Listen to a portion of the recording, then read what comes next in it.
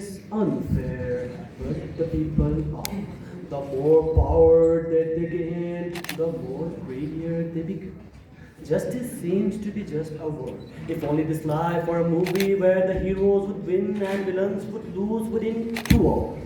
Mr. President, we are not separate from the other people in the world, as we all live on the same globe. We can think of this reality in terms of many things like inflation, pollution, war, and trade. Martin Luther King remarked, when you are right, you cannot be too radical. When you are wrong, you cannot be conservative. Dear audience, here, I would like to ask you all, and especially myself, a few questions. Are the solution to the challenges facing humanity local or global? Can anyone be considered an outsider in the age of media, cheap travel, or the internet? Are we not stronger and more effective when we tackle issues like climate change, terrorism, disease through collaboration and sharing information resources? Mr. President, these questions remind me the famous letter of Dr. Luther King from a Birmingham jail in which he focused on the statement, injustice anywhere is a threat to justice everywhere. Dear audience, it cannot be denied that the things in West affect us in East and the changes in East affect the people in West.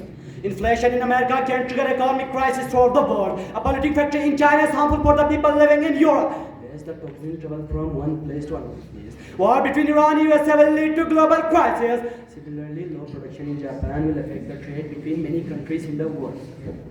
Mr. President, the same thing applies to human society. If we allow injustice to happen to some people in some place, we endanger everyone. This is because we allow people to think that it is all right to act unjustly towards some people. This attitude can spread until eventually people might act unjustly in more and more places. This will endanger our entire society. Martin Luther King remarked, darkness is only driven out with light, not more darkness. Just as the American colonial consciousness expanded from rebelling against unfair taxation in 1760s to wire noble revolutionary goals touching on the inherent right of mankind, so the whiskey rebellion guerrillas took on board a theme as injustice increasingly framed their consciousness. Once you start seeing injustice in one place, it's like taking a blinder. You start to see injustice everywhere. And how is connected at all? Martin Luther King remarked, peace is not merely the absence of tension, it is the presence of justice. Mr. President, Marcus Amaker said, 2 words with 2 G's spread hate like a disease. The smoke is everywhere and I can't breathe. It took one arm to squeeze the life of an unarmed man. The only thing in his hands were the lifeline embedded on his palm.